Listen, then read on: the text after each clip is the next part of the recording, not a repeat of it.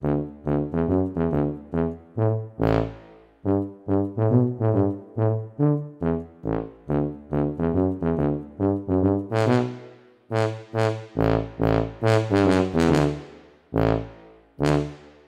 le bonjour. Alors aujourd'hui on est le 23 mars, il fait 17 degrés, c'est pas exceptionnel mais ça sera assez pour que je puisse faire au moins une visite assez rapide des mini plus. Donc là il me reste les 3 mini plus en polystyrène puisque les 2 ruchettes en bois, donc les 2 mini plus en bois sont morts pendant l'hiver. Donc j'en ai une qui est morte du varroa et l'autre qui avait une reine qui était vraiment pas très vigoureuse et du coup elle n'a pas fait assez d'abeilles tout ça. Enfin ça avait beaucoup de mal à se développer en comparaison avec celle d'à côté et du coup ça n'a pas tenu quoi. Voilà, malgré les traitements, alors je précise quand même qu'elles ont été traitées aussi. Il y en a une, voilà j'ai ouvert, il y avait encore du miel dedans. Il y avait des abeilles avec, vous savez, avec les couvains relativement disséminés, des alvéoles percées avec des abeilles qui tiraient la langue en sortant. Donc ça fait aucun doute pour celle-là, c'est le varroa. Alors j'ai eu quand même pas mal de pertes cette année malgré tout. La dernière, donc l'avant-dernière vidéo, je sais plus, j'avais dit qu'il y avait jusqu'à maintenant il n'y avait pas trop de pertes. Et là, en allant visiter les ruchers, j'ai quand même un peu plus de pertes que prévu. Donc pour certaines, c'est le varroa. Donc j'en ai 3 en fait qui sont mortes du varroa. J'en ai d'autres qui ont perdu leur reine, puisque même dans la Kenyane, j'ai retrouvé une reine vierge avec une centaine d'abeilles. Donc s'il y a une reine vierge, c'est qu'elles l'ont faite trop tôt, elle n'a pas pu s'accoupler, voilà, donc c'est que la vieille est morte pendant l'hiver. Et puis et donc une autre aussi, une qui était orpheline que j'avais essayé de remérer, et une autre aussi qui était à moitié bourdonneuse, j'avais essayé de secouer tout ça mais ça n'avait pas bien marché, donc voilà.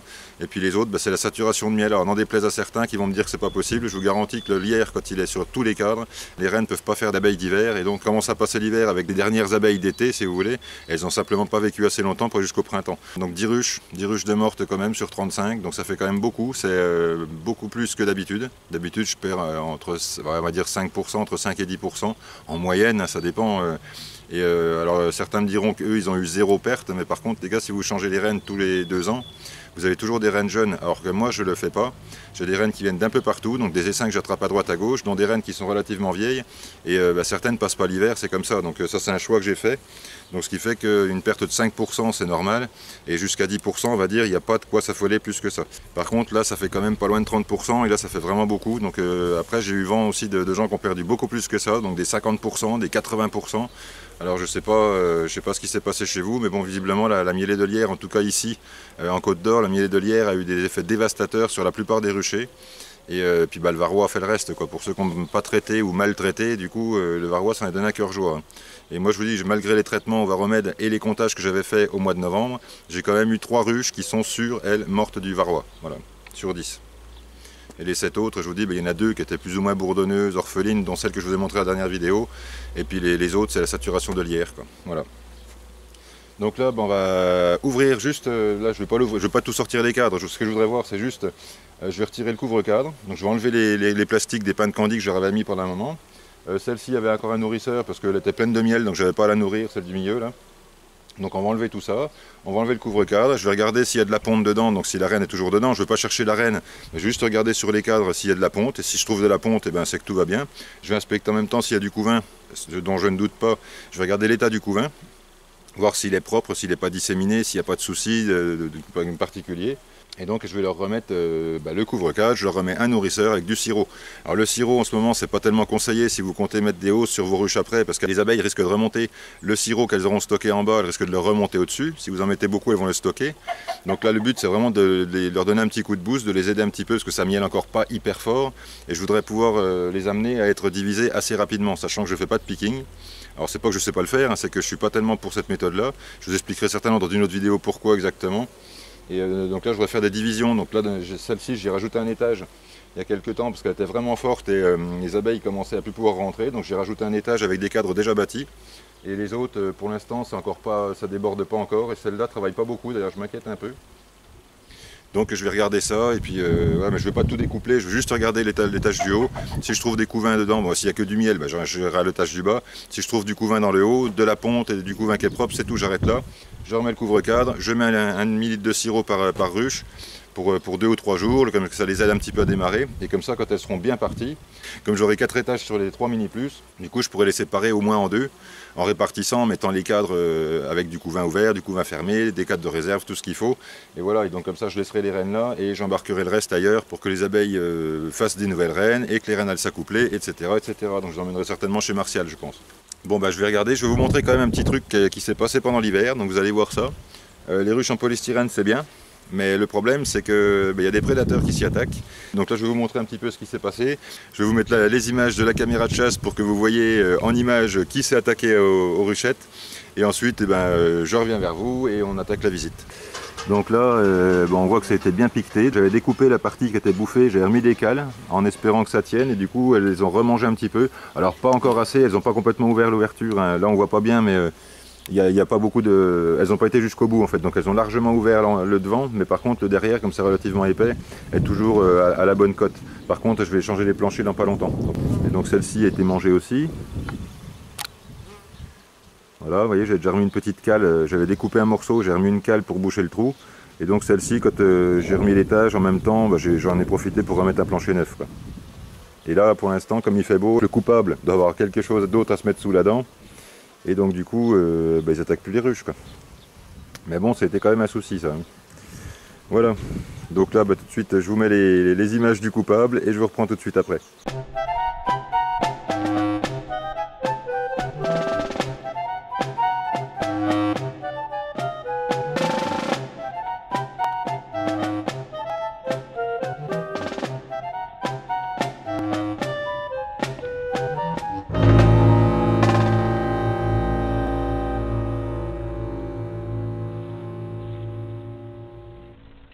Alors pour faire une petite opération comme ça, j'aurais pu prendre la pissolis, ça aurait été l'occasion de vous faire une vidéo sur la pissolis. Donc là, j'ai pas pensé, je le ferai la prochaine fois.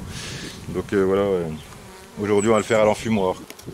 Il y a beaucoup d'abeilles. Il y a encore du miel au-dessus apparemment.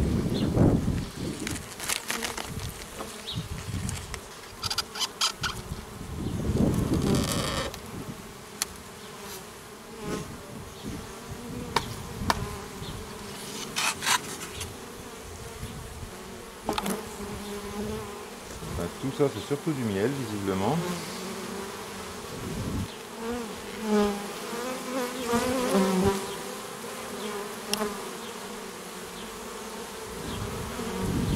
Je regarde si la reine n'est pas dessus.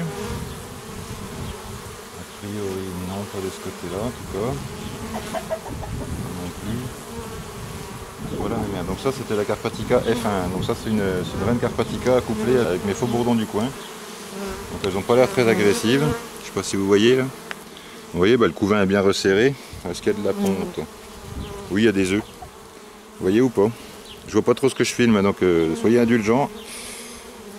Vous voyez, le couvain est beau. Il y a des œufs, il y a du miel, il y a de la réserve. Je suis même pas sûr de leur mettre du sirop en fait. Parce que là, tous les cadres sont pleins de miel. Il y a du couvain aussi sur l'autre à côté. Bon voilà, je vais pas plus loin, c'est pas la peine. Hein. Je vais enlever un peu ça pour pas les écraser en les remettant.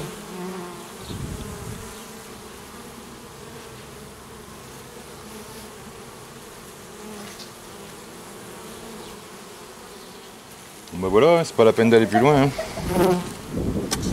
Donc là, il y a du beau couvain, il y a de la réserve, il y a des abeilles. Oui, celle-là j'étais sûr parce qu'il y avait tellement d'abeilles que l'autre jour elles avaient du mal à tout rentrer dedans, donc j'aurais remis un étage. J'ai regardé hier avec une lampe électrique là, pour une lampe torche, regardé en dessous pour voir si elle couvrait les cadres du bas. Elles sont bien sur les cadres du bas, donc là je pense qu'il va y avoir du couvain, cette ruche-là va exploser d'ici pas longtemps, quoi. Donc là je vais lui mettre un nourrisseur pour boucher le trou. Bon, les bouteilles de sirop sont à la maison, donc pour l'instant je vais juste faire la visite. Je remettrai à chacune un demi-litre de sirop après, là c'est pas gênant si je ne le mets pas tout de suite, de toute façon elles ne meurent pas de faim. C'est juste pour les aider un petit peu, pour les booster un peu, profiter du beau temps pour que la reine se mette à pondre un maximum et que je puisse rapidement les diviser pour faire des reines avec, et voilà. On met ça. Donc ça, je vous l'avais promis, je vous ferai un tuto pour ces petites ruchettes en polystyrène qui sont faciles à faire comme tout. Là c'est un plancher grillagé, mais on peut aussi mettre des planchers simples, juste avec une petite aération, ça marche aussi. Alors celle-ci, elle travaille moins fort que les autres, donc on va regarder ce qui se passe.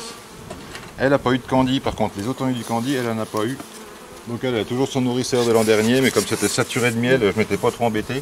J'aurais peut-être dû. Oui, elle a l'air d'avoir des abeilles, mais il n'y a pas l'air d'avoir de réserve comme dans l'autre. Est-ce qu'elle est légère celle-là?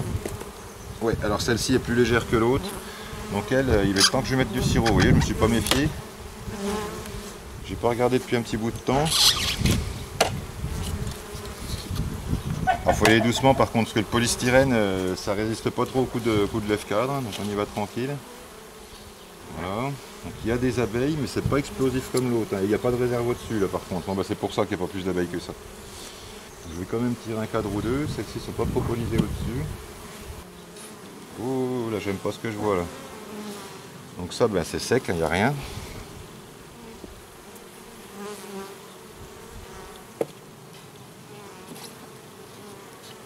Hop, il y a un petit peu de miel quand même dessus. Est-ce qu'il y a de la ponte là-dessus? Alors là, elles mettent un petit peu de miel, donc elles ne sont pas non plus en famine, mais elles doivent ramener du nectar visiblement en ce moment, mais c'est pas la folie là. Alors je vois pas ma mère, normalement elle est marquée, elle a un point blanc. Donc là, ben, on voit qu'il y a du miel et du pollen, vous voyez, elle rentre du nectar quand même.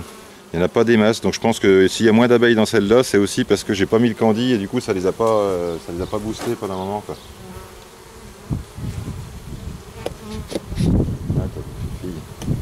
Alors c'est marrant, celle-là propolise pas du tout. Donc là c'est les Carpatica pures, c'est les reines que j'avais achetées l'an dernier, donc une des deux reines que j'avais achetées l'an dernier. Donc ça, ben, elles ont étiré ce cadre-là. Il y a de la ponte, il y a peut-être la reine dessus d'ailleurs.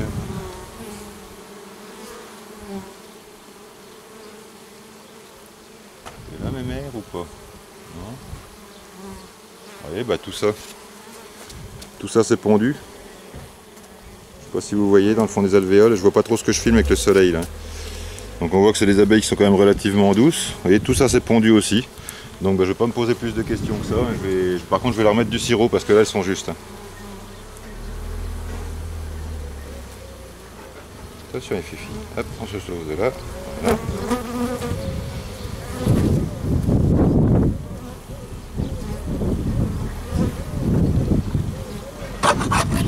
Alors vous voyez, j'aurais pas dû laisser le nourrisseur, ça moisit un petit peu, enfin, on voit que c'est humide un peu au-dessus parce que j'ai laissé le nourrisseur dessus, ça fait de la condensation, quoi. Donc ça c'était une erreur, j'aurais pas dû le laisser. Donc quand il n'y a pas de besoin de nourrir, on enlève le nourrisseur et on met un bouchon à la place. Je pense que ça serait largement mieux, quoi. Je leur mets un nourrisseur tout neuf, voilà. On a pour celle-ci, c'est tout bon. Donc elle n'est pas explosive, c'est pour ça qu'on voit que ça sort pas beaucoup, mais là si je lui mets un petit peu de sirop, ça va vu qu'il y a tout un tas de pontes dedans, si je leur donne de quoi nourrir les abeilles, en plus si j'évite aux butineuses d'aller travailler en leur mettant un peu de sirop, ça va les booster un peu, elle va redémarrer à fond. Alors celle-ci. Ah bah là il y a de l'abeille là. Là je sens qu'elle va avoir un quatrième étage dans pas longtemps celle-là. Alors il faut y aller vraiment doucement avec le lève-cadre, le champ polystyrène ça reste fragile. Donc là on voit qu'il y a de l'abeille. Donc contreplaqué, il a noirci un peu, et là ça fait un peu de moisissure là.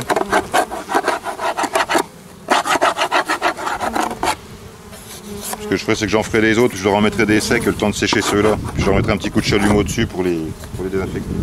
Apparemment les Carpatica propolisent très peu, parce que celle-là n'est pas propolisée non plus.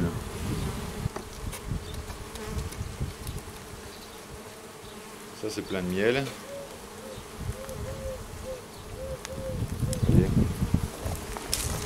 Donc là on est en rive, donc là c'est le cadre de rive, donc celui-là de ce côté-là est sec, de ce côté-là il y a du miel qui commence à être operculé, et donc elles avaient du candy il y a déjà un petit bout de temps, donc là c'est qu'il y a du nectar qui rentre en ce moment. En ce moment elles vont sur le saule marceau, elles vont sur les prunelliers, elles vont sur les prunus aussi, vous savez les petits pruniers d'ornement là qui font des fleurs roses. Alors, bon, à la limite je vais peut-être pas leur mettre de cadre tout de suite. Je le fais descendre dedans. Je vérifie qu'il n'y ait pas la reine dessus. Non. Je vais essayer ça comme ça pour l'instant. C'est pour donner de la place. Pour éviter de frotter les abeilles. L'autre là-bas, la première, j'avais tiré un cadre entre deux, donc j'ai fait très attention. Et là, je mets de la place, comme ça je suis tranquille, quoi. Alors celui-là, c'est plein de pollen. Et là, pollen. Donc tout ça, vous voyez. Tout ça, c'est du pollen. Donc il y a du miel au-dessus, il y a du pollen au milieu, il y a beaucoup de pollen. Donc là pour faire un élevage de reines, il n'y aura pas de souci. Alors j'enlève ces petits trucs là, vous voyez, ça c'est les petits ponts qu'elles font entre les étages. Et c'est pour éviter d'écraser les abeilles quand je vais leur mettre. Alors je mets les cadres bien dans le même sens évidemment. Allez. Donc là ce que j'espère c'est trouver du couvain. Et comme dans les autres, je trouve du couvain, je trouve des œufs. S'il y a des œufs que c'est bien pondu et tout, ben je laisse. Vous voyez. Tout ça c'est pondu. Je ne sais pas si vous voyez dans le fond des alvéoles, c'est pondu. Ici, c'est pondu aussi. Tout le cadre est pondu, donc une belle ponte bien propre. Il y a un œuf par alvéole. Toutes les alvéoles sont pondues. Donc voilà. Hein. Je vais tirer le suivant quand même pour voir. Alors c'est agréable parce qu'elle propolise quasiment pas et ça c'est vraiment bien. Là,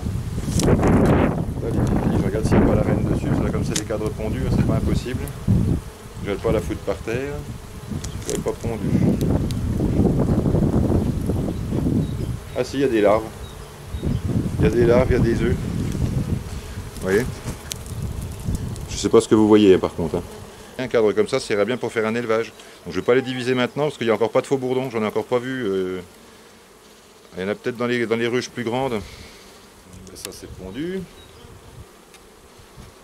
Alors elles sont relativement cool hein, pour l'instant. Vous voyez, elles n'attaquent pas. Hein. Ça c'est pondu aussi. Bah, tous les cadrans de la hausse du dessus sont pondus. Donc franchement, et là il y a du miel dans celui-là. Miel, pollen. Bon bah ça roule. Allez, c'est fini. Et donc le cadre de rive. Alors il est un petit peu, vous voyez, si je vous le mets comme ça de profil, il est un petit peu plus boursouflé de ce côté-là, parce que c'est le côté où il y a le jeu. Comme ça les espacements Hoffman, il y a du jeu d'un côté pour qu'on puisse manœuvrer un petit peu les cadres. Là elles ont agrandi un petit peu plus, donc c'est pour ça, elles sont en train de stocker du miel dedans, donc pas de problème, pas de souci, ça roule. Hein. Donc je vais quand même leur mettre un peu de sirop, parce qu'elles dégueulent pas de miel non plus. Hein. Donc là, en ce moment, ça miel, mais pour éviter d'épuiser les butineuses, essayer de les booster un petit peu, je vais leur mettre un peu de sirop. Mais celle-là, je voudrais vraiment, justement, comme j'ai eu quand même des pertes quand même plus importantes que... Alors je vous dis, par rapport à la saturation de miel qu'il y avait à l'automne, les pertes sont moins importantes que ce que je craignais. Pardon, je vous enlève ça.